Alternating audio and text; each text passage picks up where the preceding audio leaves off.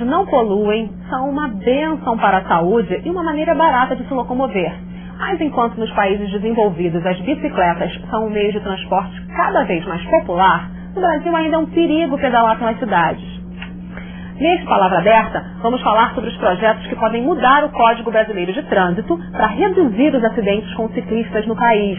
Um desses projetos é da deputada Solange Amaral, do PFL do Rio de Janeiro, que participa da conversa ao lado do presidente da ONG Rodas da Paz, Leandro Kramp. Muito obrigada pela presença de vocês. Deputada, eu queria que a senhora começasse explicando que projeto é esse que a senhora já apresentou. Olha, apresentei a partir da convivência com o pessoal do pedal, como eles costumam dizer, né? Basicamente, um projeto muito importante do ponto de vista do Código Nacional de Trânsito. Hoje, se você atropela um ciclista, um motorista,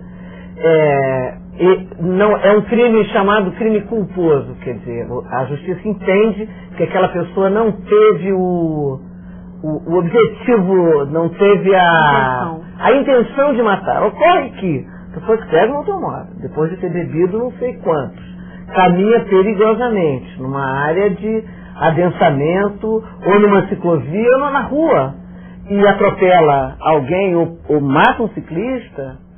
Aqui em Brasília houve um fato importante. Eu estou propondo a alteração do Código Nacional de Trânsito. Essa é uma questão. A outra também, que a gente também tem que pensar do ponto de vista da responsabilidade do ciclista, que muitas vezes também caminha nas calçadas e pode vitimar alguém, ou andou moda uma época dizer que ciclista tinha que andar na contramão dos carros. Não sei de onde veio isso, mas outro dia encontrei com várias pessoas amigas que dizem, mas eu achava que assim é que era bom. E não é. Então também a gente está instituindo uma lei que impede, estabelece como infração grave a andar na contramão dos carros, porque a bicicleta é um veículo, como qualquer outro. Ela tem as características dela. O automóvel tem os dele, tem a característica dele, o ônibus, o metrô. Cada um é um veículo que tem a sua característica própria. Então, nós fizemos um projeto de lei de alteração do Código Nacional de Trânsito. Agora, o Leandro que sabe mais. Eu ia perguntar para o Leandro. Leandro, você sabe de onde que veio essa ideia de que é melhor andar na contramão, no caso de estar dirigindo uma bicicleta? Na verdade, os especialistas em trânsito, eles falam que existe um tripé, que é engenharia, educação e fiscalização. Se uma dessas três pernas não funciona, não está tão bem, há problema no trânsito.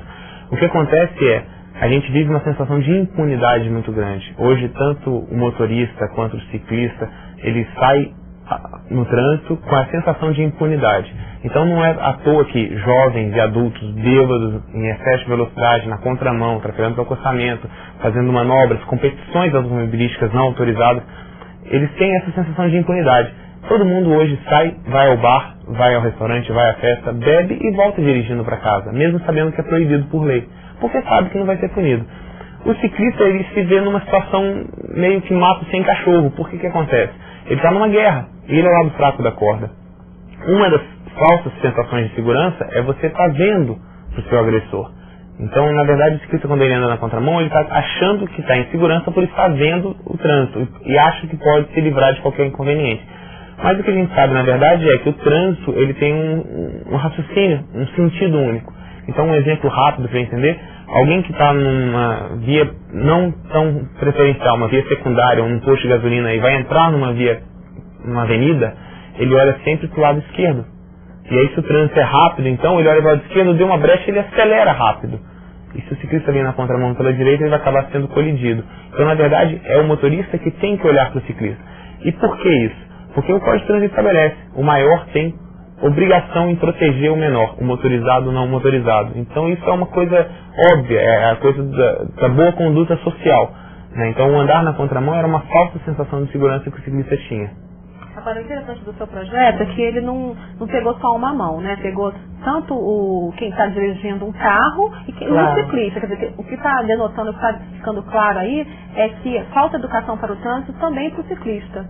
Também para essa convivência. Eu acho, olha, eu represento uma cidade, um estado, a cidade do Rio de Janeiro, é a cidade no Brasil, pelo menos que a gente conheça, que tem o maior número de ciclovias e de ciclofaixas.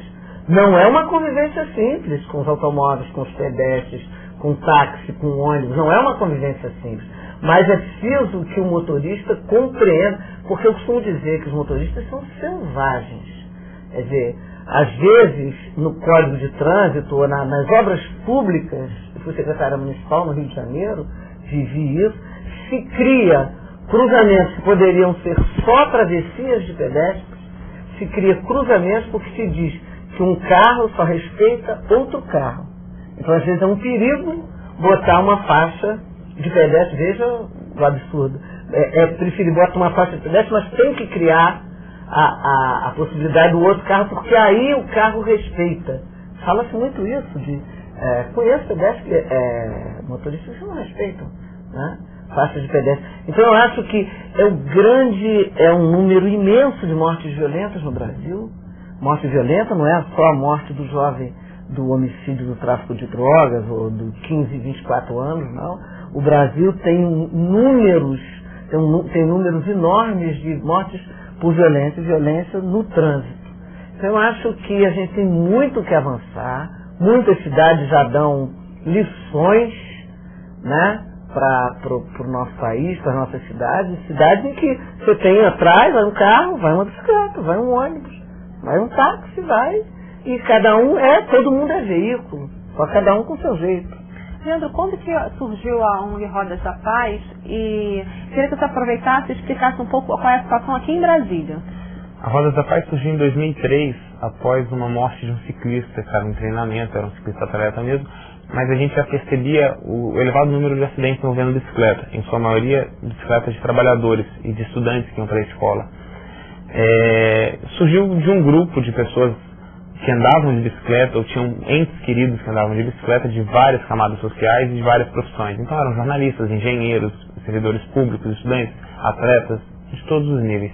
E surgiu no intuito de alertar, porque a gente percebia que até o órgão de trânsito era mal educado. Mal educado no sentido de não conhecer o código de trânsito. Então ele não via a bicicleta como veículo. Então quando a gente percebeu que a bicicleta não era foco de campanha educativa, que a bicicleta não era foco de fiscalização, não era objeto de estudo, a gente, tem uma coisa errada, precisa alguém fazer algum barulho. E graças a Deus isso a gente conseguiu. Ainda não é o melhor dos mundos, mas a bicicleta hoje já começa a ser encarada como veículo também. Mas é importante lembrar que bicicleta não é só veículo. Bicicleta pode ser um brinquedo, pode ser lúdica. Então é muito complicado a gente classificar a bicicleta como classifica carro.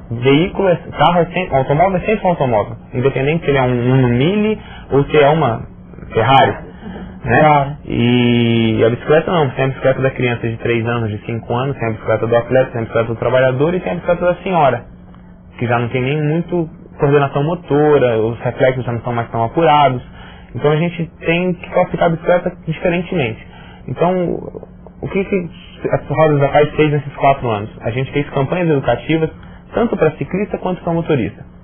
Um motorista, por um simples fato, que já estabelece código de trânsito, que ele tem a obrigação de proteger o menor. E ele é o responsável, ele é o dono da arma mais poderosa, ele é dono da informação. O motorista, para estar no trânsito, estudou código de trânsito, teve que fazer uma prova, teve que tirar uma carteira nacional de habilitação. O ciclista, muitas das vezes, ele foi marginalizado não só do veículo, mas ele é marginalizado do transporte público. Ele não tem a passagem de ônibus, que no caso de Brasília são R$3 de ida, 3 de volta, R$6 diários. Em um mês, de segunda a sexta, são R$120 por mês. Então, uma família pai, mãe e um filho, é um salário mínimo que ele economiza, deixando de usar uma perna do ônibus, e usando a bicicleta para ir até o metrô, até o ônibus. Então a gente percebe que esse ciclista, ele também é mal educado, mal informado, mas não só para o trânsito. Então é mais difícil de estar educando ele. A gente precisa de quê? De cumprir o Código de Trânsito que diz campanhas permanentes para o trânsito, campanhas de veículos de comunicação e os veículos de comunicação públicos vinculando isso de graça. É o que estabelece o código. Então a gente está nessa luta. O ano passado, a Rodas da Paz, nesses 4 anos, a gente percebe que está no caminho certo, apesar das dificuldades e dos erros que a gente comete, que 2 anos atrás a gente ganhou o prêmio Denatran de Segurança no Trânsito.